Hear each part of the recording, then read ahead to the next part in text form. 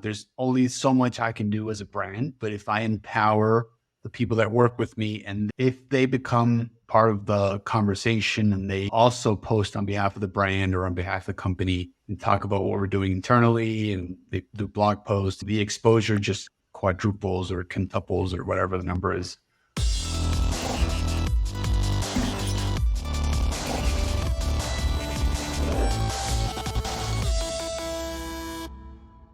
You're about to hear a conversation between two agency owners who collectively have over 30 years of experience helping brands sell millions of dollars. Enjoy the episode. I have some stuff, but I know you have some stuff too. Do you want me to start? Sure. Okay.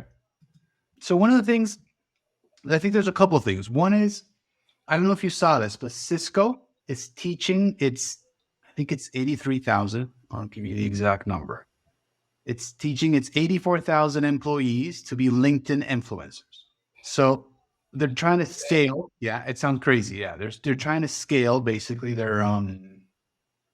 said, you know what, this works. We're going to figure out a way to teach this.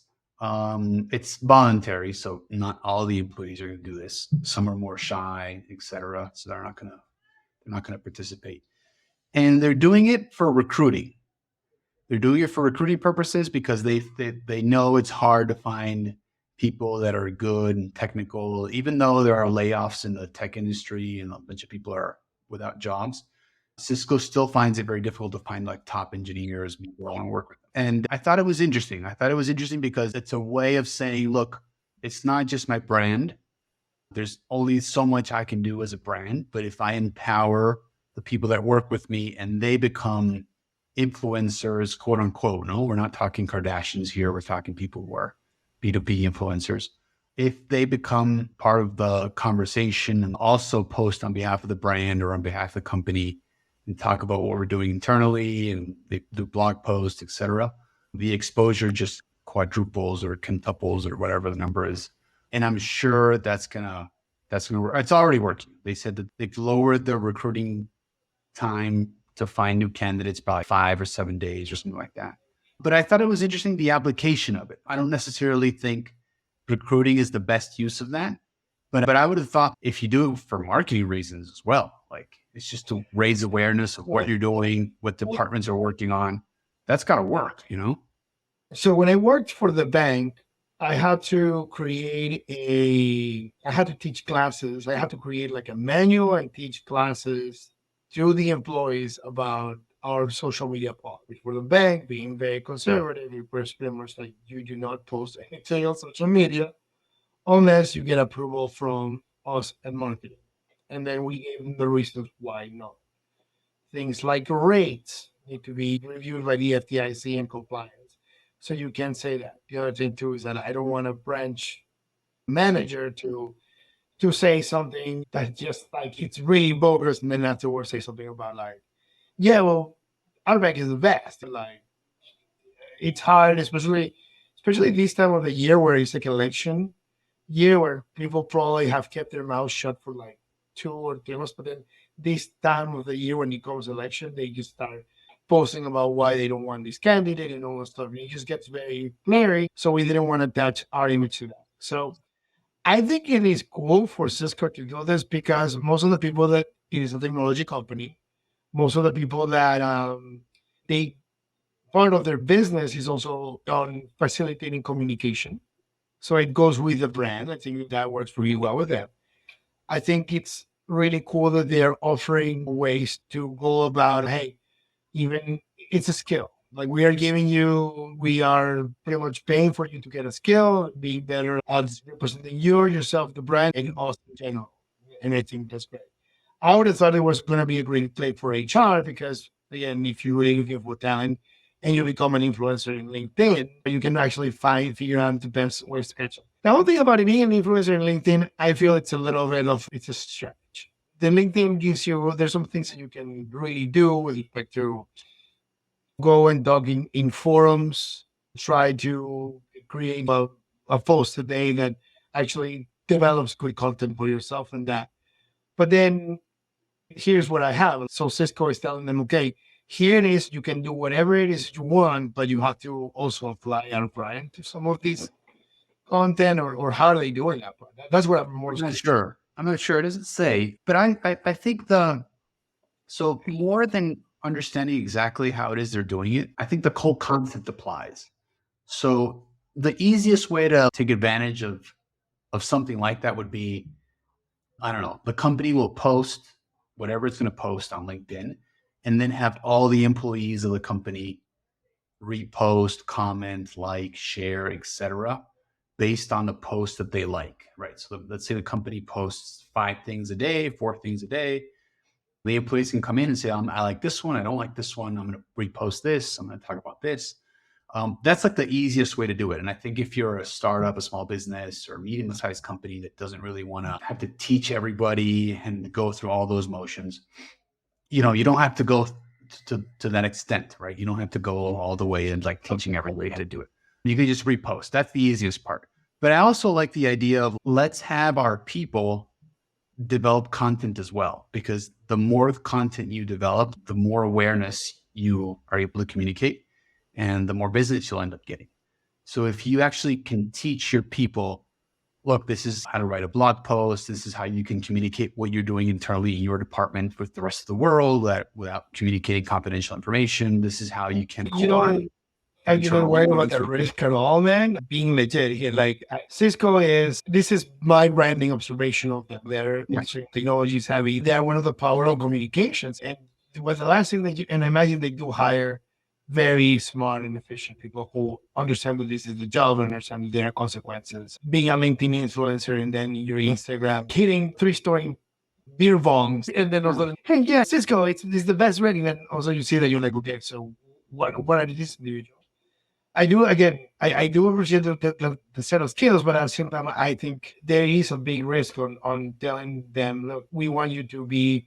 I also think it's LinkedIn, so it's not going to be like everybody's going to be all day hooked on it and trying to do everything, but just is work oriented. But at the same time, I do feel that you have to have some sort of center, like you probably have to invest in a bigger communication department or a bigger marketing department that would review what these people are putting out on the company. Maybe. Because I don't know. I don't know how. I really think it depends on the type of company, though. I think if you're a bank and you've got all these things and compliances and all that stuff, this might not be a great idea. But I think there are ways to control the risk.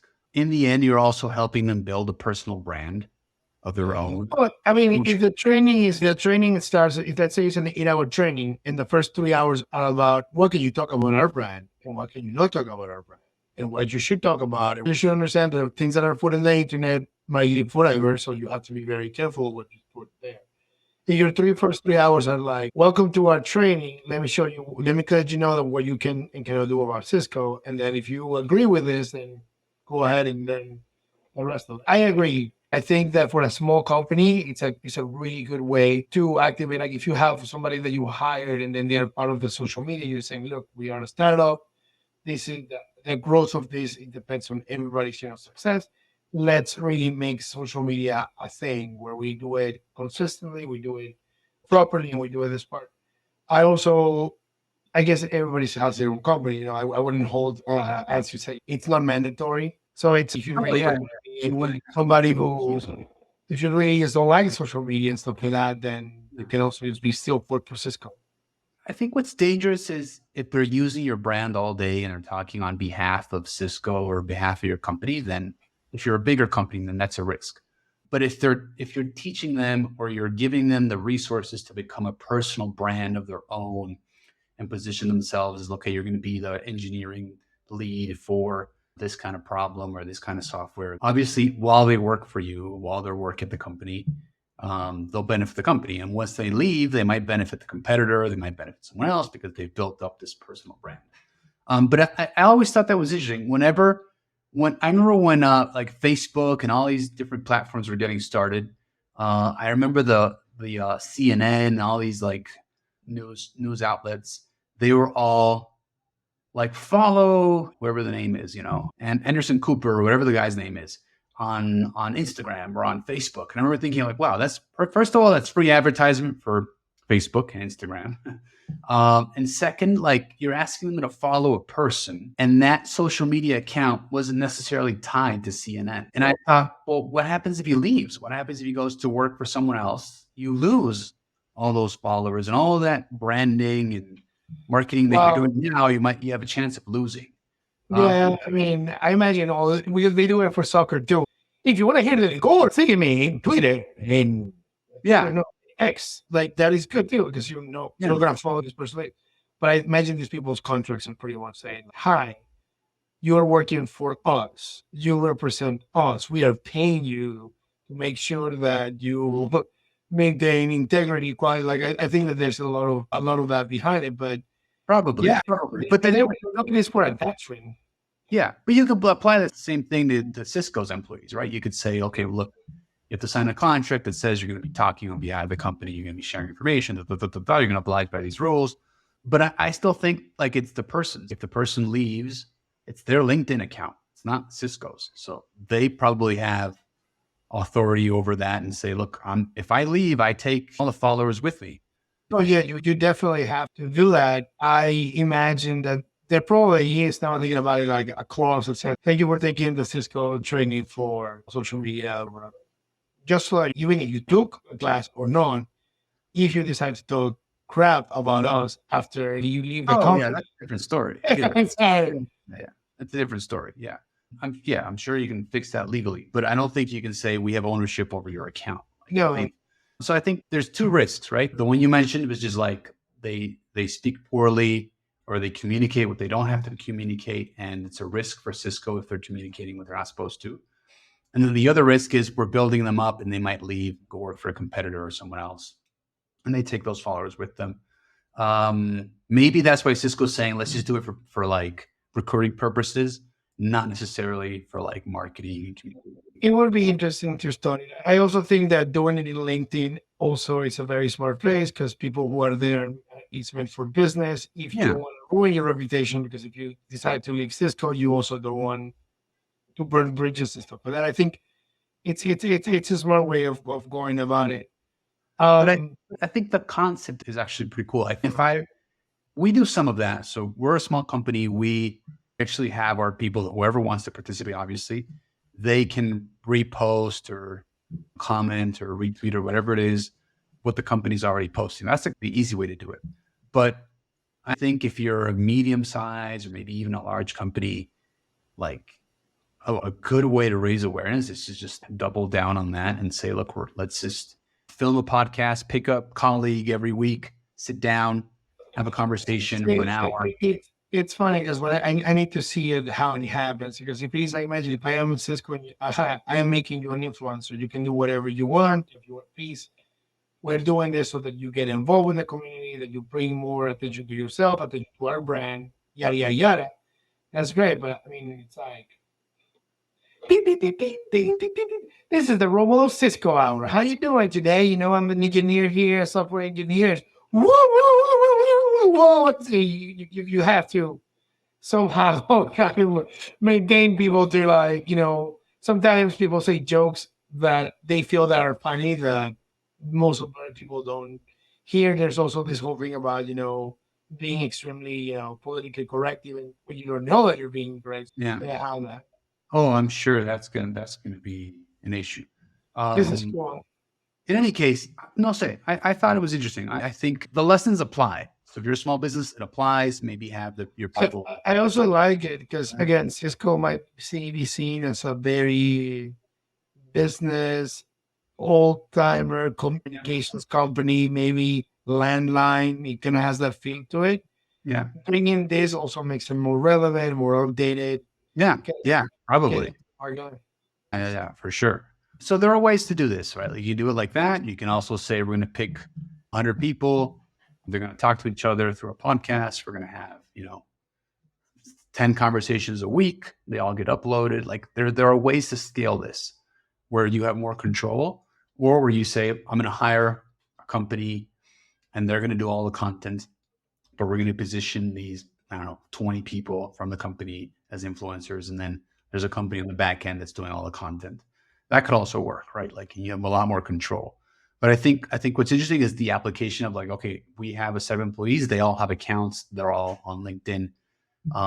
Why aren't we taking advantage of that? They all have different networks, they all know different people. We can really get the word out if we use everyone's account in some weird or fashion, right? So that's number one. I think that's one of the main things I brought. No, what I just kind of think, I remember when I worked for Verizon and BlackBerry, I came out with a BlackBerry Storm, which was their at that time their competitor against I'm sorry, against the iPhone. It was like a touchscreen BlackBerry. Didn't do so well. But what they did try to do is, because it is our phone and these are competitors, an exclusive thing, like they definitely did a really good, like 2 to 3 months before the launch, teaching every employee of the company about the phone so that they can be an ambassador for anybody who's, hey, well, the iPhone is really cool. Yeah, but you have a BlackBerry Storm, with more memory. First BlackBerry to do that. You can still do. Remember how BlackBerry had its own way of communication? Like right now, Apple has that blue message kind of thing when you drive on your iPhone. Yeah. Yeah. They have a bunch of little things like that, and you have to learn that. That's cool. So I'm sorry. I don't know exactly. I got two things that I like to talk about. The first one is I have a client that we're working for them and we're doing their brand strategy.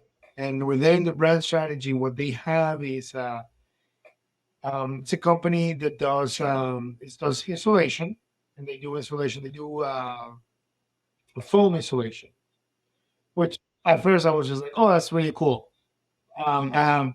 Why is it relevant to me if I just have my house is pretty recent built? Like, when they're like, well, most of the houses that are recent built, they put regular insulation, and I'm like, okay, yeah, so it's brand new. Like, I'm okay to go because it's like, no, well, do you understand the difference between it's better for it's better for your health. It's actually that type of insulation because it is kind of like it's kind of like a let's call it cotton to say. The wind inside the attic moves around, so you have different places where you have some. The best thing is that spray foam makes everything even. It's great for your bill, your electric bill here in Florida. You need to kind of take care of it because it gets really really hot. Air conditioning and all that stuff. And then I'm like, oh well, cool. And now I find out that this is something that more more people need. But then when I start getting into their brand, it talks about they have been 25 years in the market. They are extremely thorough and huge on integrity and quality. And it's really funny because it's like, okay, that's great. A lot of companies they base their flagpole on like, yeah, we do very high quality. But with them, it's interesting because it's like they do everything all the time by the book. Now, the owner of the company opened it through his dad. He was on the Marine Corps, and everything that they do, for example, from the trainings from the manufacturer on the product, so they have to take their employees all the way through it to making sure that people who are getting in people's attics are wearing the right equipment, and that the rigs that they're using to put all this foam is with the best, equipment possible because they want to make sure that their employees are safe. They want to make sure that the work that they're developing is, up to par. So like all of that, right? So they are really heavily into like, quality. And of course, it's one of those things that it's very tough to sell because it's like so and so, the company that you always trust, or the company that you'll never let you down, or we always keep a promise, or and it is silly because I'm saying this because I do have to come up with a concept of selling them, but I'm thinking that selling them when it's true quality, like it's like an issue because it doesn't become a real true differentiator because everybody's going to say or similar things. But when these people are actually really activating into the thing, you're like, oh my God, how do I really make you like stand out of the crowd? They're probably saying the same thing. My product, my company does everything with quality. So Yeah. Yeah. How did you do that? What did you come up with? I'm throwing it out there because I'm working on it. I think, because of the market, they're doing everything across Florida. I'm gonna I'm gonna have to develop stories about why I'm gonna come up with a legitimacy of something, but let's call it a tagline. If you're gonna go with a tagline, it'll probably go something like sort of showing through, or something like doing that job the right way from the beginning, doing it right from the beginning the right way. Or in one of those things that it's like something simple that just pretty much means that quality is with us 100% in the DNA. Yeah. Whatever comes up, which is this is what I'm getting, it's gonna be very like, okay, tell me a little bit more. I think that what I'm going to be doing now, it's going to be just going to create support of those stories. So we're going to talk about the culture of the company that pretty much establish why the quality, the reason why this individual does this. Like marketing has several aspects to it, right? So one is like, this is my brand, and maybe that's why they're reaching out to you. Is like, man, like I want to position myself, but like this is what we do, and this is my brand. And what can we do? And then you're like, okay, this is how we can build out, like, this is how we can separate you from competitors and have you communicate something different. And this is how we can position your brand so that it's different in the marketplace, in the mind of the consumer. And that's like the whole strategy behind it. Then there's like, okay, let me come up with, based on that, let me come up with a tagline. Let me figure out like if we need to change your logo, your messaging, your copywriting, everything on your website, etc. The documents you're putting forward, like that's a whole like rebrand and repositioning of the brand. And then there's like the application of like, okay, now how do we take that idea, concept, and how do we apply it to social media and to the different channels that we need to communicate on? And I was thinking about that part. And I was thinking like, well, one of the things that could work is like, this is how most companies do it. And then maybe record that and show that. And then this is how we do it. And this is why it's different. Yeah. So if I'm, I don't know, if I'm I I thought about it. I asked, I was just like, well, we don't want to throw shade at the competition, but we also need to make sure that the people are informed that there are, that some people cut corners, that some people probably, they don't use the right equipment, that they don't follow like manufacturer, you know, instructions on how to use a particular products, and then you end up getting a subpar product, and then you did get your house spray foam, but then it was definitely not the same quality. It will break. It will probably even hurt, like damage your house because it might get wet, and moisturizer can break the house and all that stuff. But again, you can. That's the part where we're getting at. It's like, well, we can use stories and pretty much bring up to the light why people not doing it the right way. Also, why culturally you guys are, different, and why everything that you guys do, it's step by step to avoid getting a headache, and all that. But then the thing is like, how do we say that and say, well, this is our reason why we should be able to charge a premium, because what you're getting is the best quality stuff out there with people that are fully trained, fully ready, and really are going to do a great job without having actually even talking to them. Because that's the thing, like, we're doing branding, we're doing the marketing, so we have to come up with a big umbrella that says this is who we are: trust, experience, reliability, integrity always first. Like, you can come up with like a tagline that does that, but then at the end, to really say like, why are you guys charging me a little bit more than this other individual? Because a lot of these people are going to be like, look, I only need to spray foam my house once. I don't need and people might just cut that corner and say, well, these people are $500 cheaper. Let me go ahead and do it. Yeah, but but I think that can be part of the speech, right? Because if I'm only doing this once, make sure you get it done well, and with the best, because then it really is one time. If you do it with someone who doesn't know what they're doing, then you're probably subject to like spending a lot more. So I think that plays in their favor, right? The fact that it's only once. Yeah, and also you have to explain that this is your for most people, their house is the most valuable asset. So it's Right. just not, and just be like, Yeah. we need a trampoline for the swimming pool. Okay, let me Yeah. let me. Yeah. Know, what you want is you're gonna do it. You're gonna do it like well, do it safe. So yeah, Yeah. just put Yeah. the I button. was thinking, I read something recently that talked about like getting customers from houses and how like you can just start off by, I mean, this probably won't apply because I mean it might not scale very much and they might be beyond this, but the person was saying like, okay, well, the first thing you do is you put on running shoes, you go for a run, you take the flyers, you go run in a nice neighborhood, you drop off the flyers in different houses. As you run, maybe you'll pick up business from one of those, maybe not. You can do this once a week, and you can drop off like a series of different reasons or contents as to why they should choose you for those services.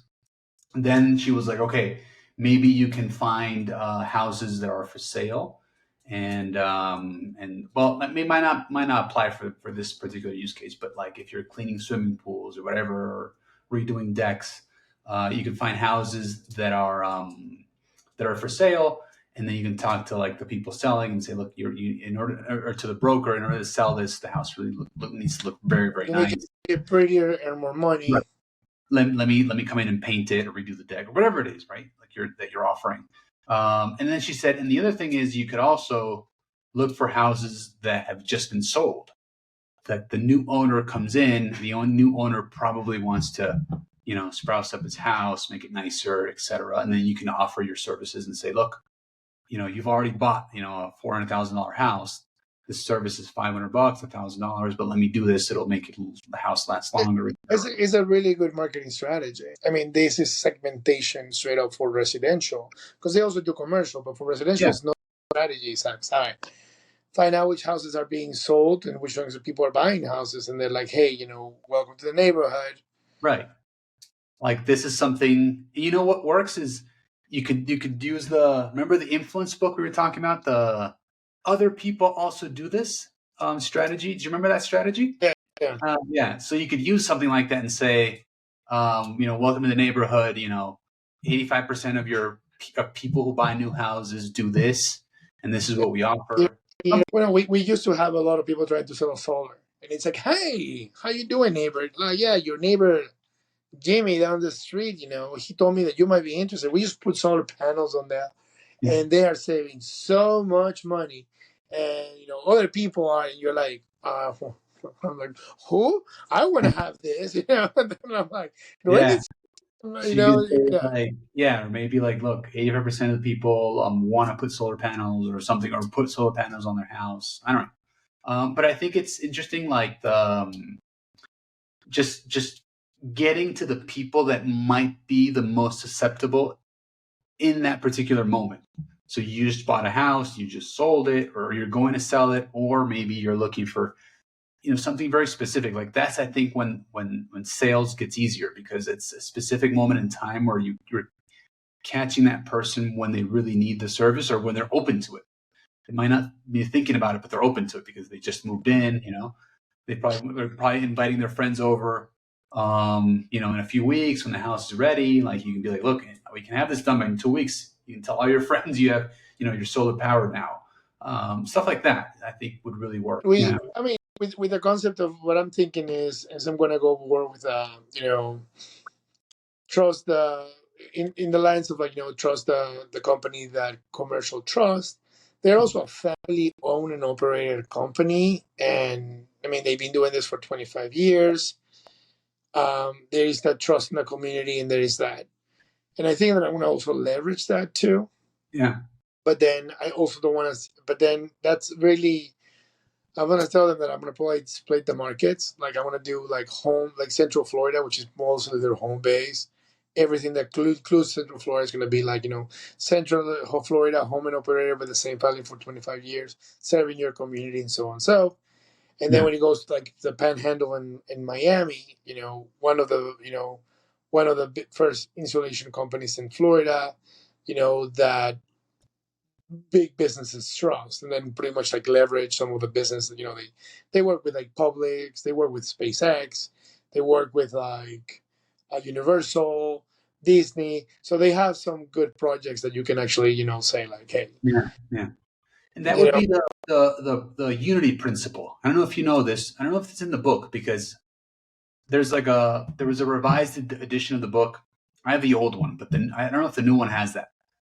It's in like a new principle that Cialdini came up with. He has the 6 or the 7. I don't know, remember the number.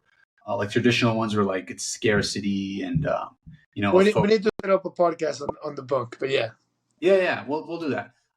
But in there's one called Unity that's like a new one he discovered basically or came up with, and it basically talks about like you like the Miami Dolphins, I love the Dolphins too, and now we're pals. And he says like that principle also makes people more susceptible to influence because you're talking to someone who's like you. So maybe if they're in the community for the last 25 years, they're doing all these things, like that's the principle to apply. Like, look, down the road, a block away, I did this for this company. We are part of the community. We do this. Da, da, da. We eat at the same restaurants you eat at. Maybe list the restaurants. Who knows, right? Like there's a million different ways to go about it, but I think the unity principle would really work as well as the other people are doing this. What's that one called? It's anyway, I don't remember the name, well, I but mean, it's peer pressure. it's In like a peer way, pressure. Yeah, yeah. But he's got a more technical name to it. no. It's pressure, pretty much. So like no, yeah, you're right. I remember the principle, but I do remember Yeah, that it was like you want to be part of the group. You don't want to feel yeah, like yeah. So that's interesting. And I think one of the things that you mentioned as well that we were talking about right now is that I wanted to bring up was everyone everyone thinks on digital and online, and I think it works, and I think that's where the attention is. But there are also like opportunities to go offline, to say like, you know what, especially for B2B, which is like more of our specialty, but like you could say, you know what, I've been bombarding this company through LinkedIn ads or whatever, and like I'm positioning myself in their minds and I'm doing all this content.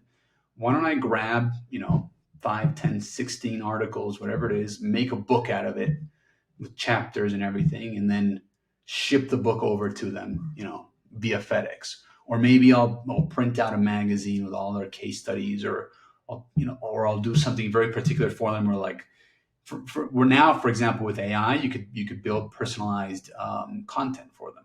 So you could say like, let's say, I don't know, you're trying to sell to DirecTV, right? Trying to sell DirecTV, and you have a product that fits with them, and you want to sell it to them. You could also say, you could start building content. You can write an article. You can have an AI run an article about how your product fits with DirecTV and how they could benefit from it. Or maybe it's not your product, but the service you're offering. uh-huh. In particular, it doesn't have to be like about you. It could be like in general, like the service I'm offering. This is why it fits. This is why DirecTV should be doing it.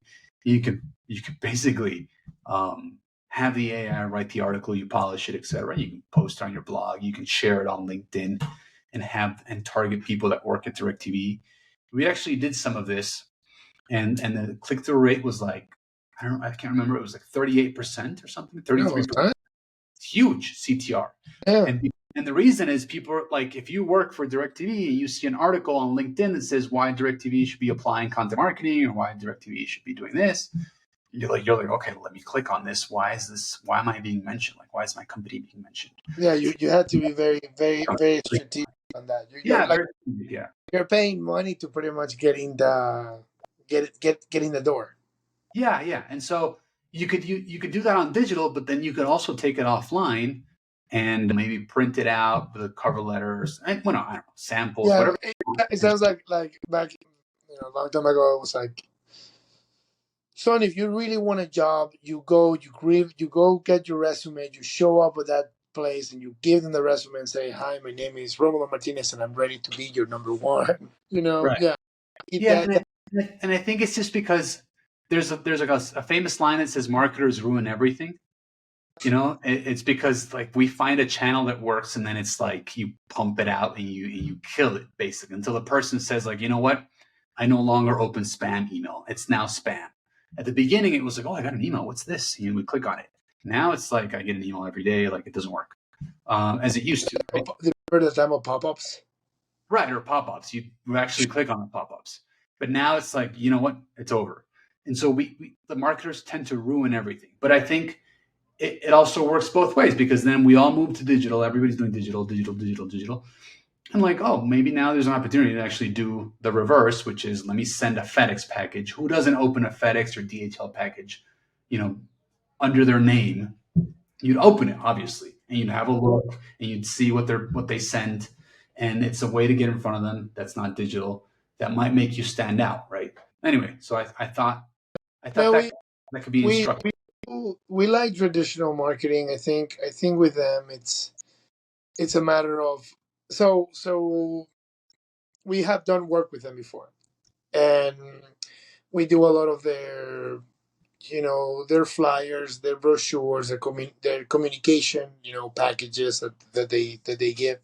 That's most of the marketing. Then now they're stepping up the game, and Valerie's working on creating a booth for one of the. They're going to be in the convention center, and they're going to go on tour with their stuff. So like, yeah, they like decided, like, finally let's put on our pants and heavily market. And then I'm like, okay, I love it. I'm all about it. You guys are the bomb. I trust you. And yeah, and it is time for you guys to, rather than climb the ladder, let's take the elevator and take you to the next level. But the first thing that I had to work with them is it's brand, because it's what does what does people say when they think of your company? It's, oh, we're a foam insulation foam company, and it's like, well, that shouldn't be what your team and what you should say, and why your company is it's better than that. Or, well, I always tell people that what you are purchasing is pretty much peace of mind, comfort, experience, and all that stuff. And I'm like, yeah, that's the additional pieces that you need to add when you're selling something. But yeah, they need to, like, pretty much unify a brand, so then that way all the marketing that we're going to do pretty much has the same message, that we can actually achieve this, and then this becomes part of their business culture. Back to the Cisco story. If you have 84,000 people talking about you, well trained, you're definitely going to get across growth, and that's kind of like what we're going to do. But before, it's just like, we're just, we're a family operated business. We take care of each other. We do the job, and we do it right. We, no matter what that is, if we commit to something, it's a soldier's promise. Like, Yeah. How do I achieve? This is the plan. I will do it no matter what. You know what else? What's another tactic? I also thought about using that, like the whole going military, like it is a soldier's promise. Like, it's figure out how the best way to do it, get it done, achieve. Yeah. There is something that, like, it's a cool rebranding. like a good handshake. It could be a good rebranding. But it would play even better if it were real, right? Like, it would have to be real for it to be like that. Maybe if they have veterans working there. He's an ex-Marine. Okay. So that would play well, I think. A soldier's promise, and then build on that. I think that would really work. No, I was going to tell you that the other way that I've seen companies like that grow is they basically just exchange databases with other companies. And so they'll be like, okay, so you clean pools, you have a set of people that have that. Why don't I, you have a newsletter, 100,000 people, I have 100,000 people, or you have a database. Let's cross sell, and you help. I'll give get them the pool and then get the fencing. Right, and so we exchange, and then we grow that way. And then you can find another one that says, okay, I don't do pool maintenance, I paint houses, and we have this thing, and all we do is we paint, etc. Okay, perfect. So why don't we do a partnership, and we'll work together, and we'll either offer discounts to our different audiences or pitch each other products. And then if I sell, you get 10%. If you sell, I get 10%. Well, I also told them, again, this is right now we're talking about branding, but once the marketing strategy begins, I'm also thinking, like, a referral system would also work very, very well with you. Yeah. You Or know, like a it's not a maintenance, like, well-known product of the yeah. benefit. So look, refer us to us. They're gonna get the benefit out of it. We'll find out and we'll send you a little gift pack or care package. You know what'd be interesting too is if they started doing TikToks of Oh like, yeah, we're gonna go ahead. yeah, how they build out the house and do the whole thing. Yeah. Do a little Um, dance. do a little dance and little music, and then you can show like how they do that. I don't even know how they do that. I'm It's sure. actually they have to put like it is like a glued air gas type of thing that they spray and it just hits, and when it hits it solidifies. And if Oh, you actually throw it, the guy explained to me, if you grab it and you throw it in the air, it will float up to 100 feet straight until it finds something to attach to. yeah. So it's, but then what they do is that they wear these like suits. They look like almost like hazard suits. They're made out of garbage bag kind of like style suit, but they wear the whole thing because that thing, like, if it stucks on you, it's like, Yeah. yeah, Super dangerous. it's dangerous. It's not something that you want to be Yeah. inhaling to. No. Yeah. I don't. Have you seen the guy on YouTube that? Well, there's a guy. I think it's on TikTok and probably YouTube Shorts, and he does. Let me see if I can find it. He does like he cuts people's grass. Oh yeah, that he goes up to people. I'll cut you grass for free. Yeah, People for free. love that. Yeah, and it's because like it's a mess, and then he like goes and shows, and like the people cry and they get excited because they're like, oh my god. But no, but people just like to watch disorder becoming order and or building things. There was a Yeah. time during a pandemic that I don't know if it was pre or post pandemic, but I got those guys that were doing like they were like I don't know like in a jungle in a selva somewhere like in Latin America, and then they would or I think it was like Indonesia or something, and they had like they built a house using like rudimentary like grabbing a stick and then opening a hole, and then they make this little swimming pool, and then they started like building their house out of like, mud and brick and stuff like that. And you can spend hours and hours just seeing these people like do that work, and you're like, Yeah. Yeah.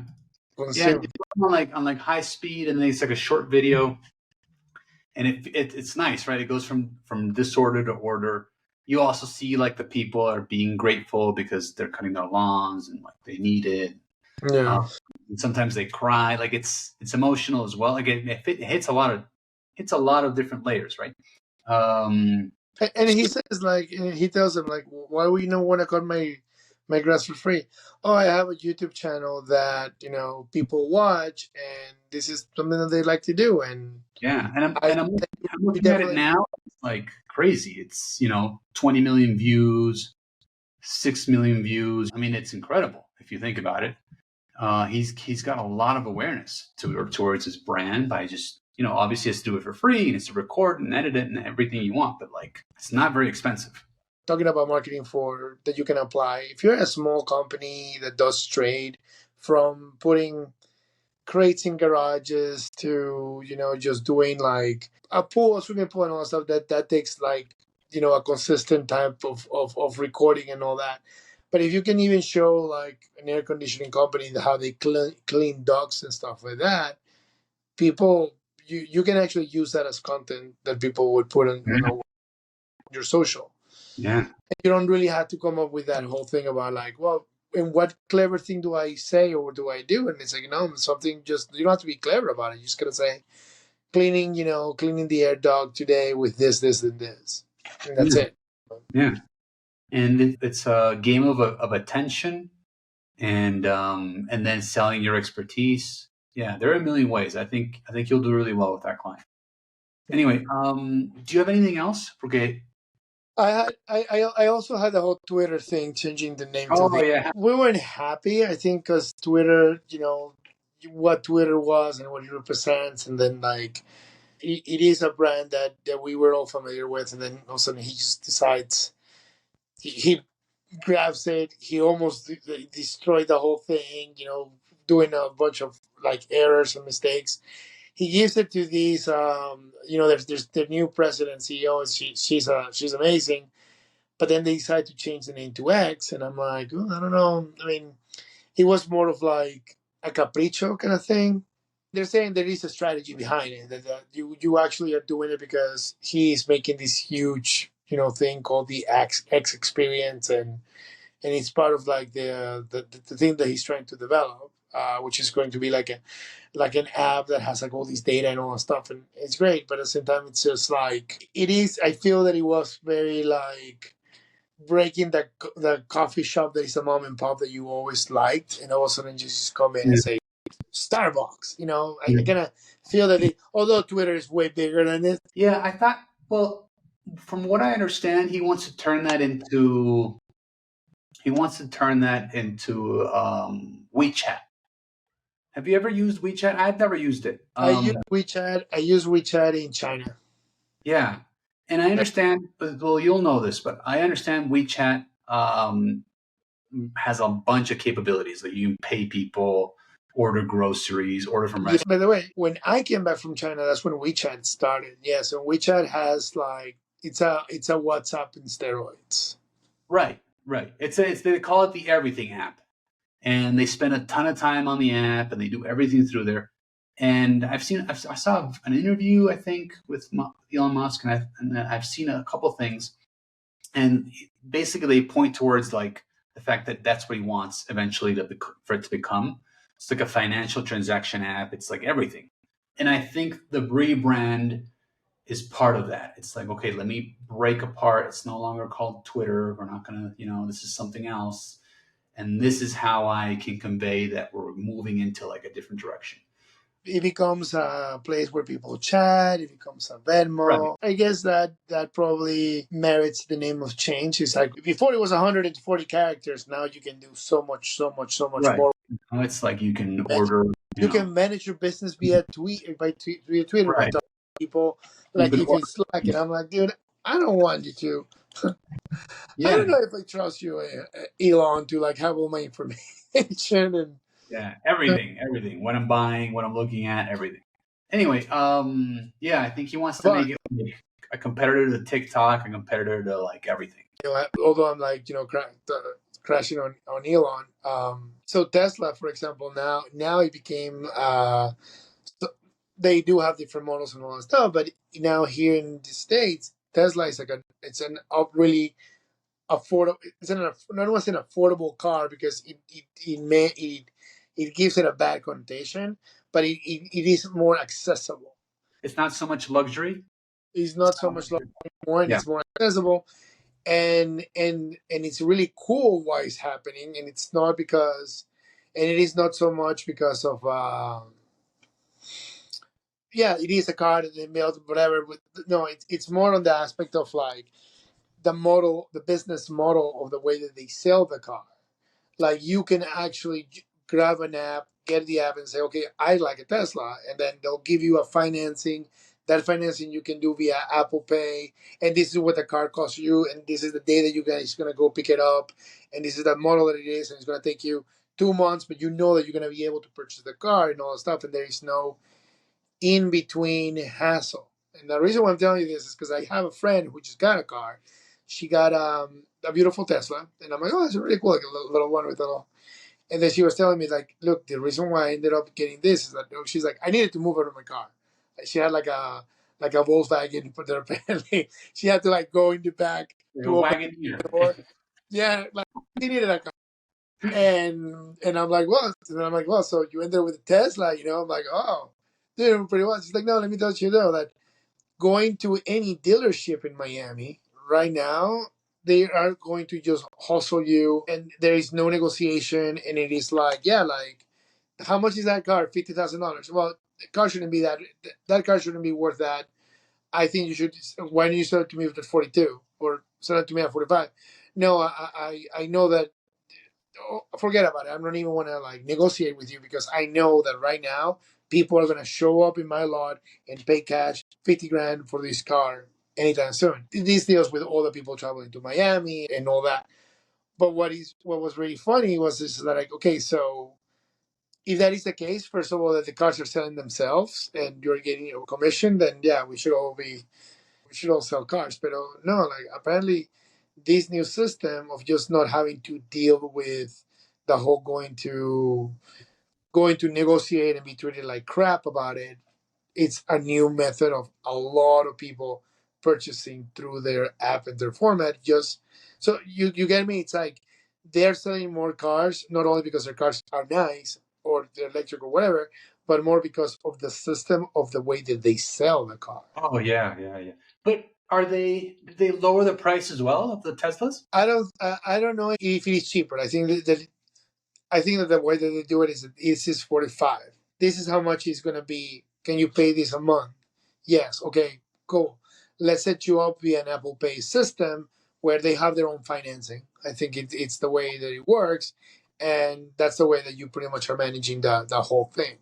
Just also with like the whole signing off of the paperwork and all the stuff for the car, she was like, "Look, it was so easy and so well strategized." And I'm like, "Well." Because I thought, like, well, here in the States, you went to buy a car 10 years ago. Here's their pack of papers. Sign, sign, sign, sign, sign, sign, sign, sign, sign, sign, sign, sign, sign, sign. And now then they became, like, last time I went to buy a car, everything was digital. So you kind of, like, review it, check here, sign here. Check Yeah. here, sign here. But now you don't have to do that, which is one of the hassles of buying a car. But the funny thing was that when she told me, like, look, I could charge the car at the office. I could also charge the car at the station that somewhere else. So I don't really have to charge the car in my house. If I need to, I can do it, no problem. But all in all, the investment made sense just on money. But most importantly was that I couldn't buy any car because none of the places that I went to, and she's like, and I went to about 6 dealerships were willing to even like negotiate anything for it. I think she went to Toyota or something like that.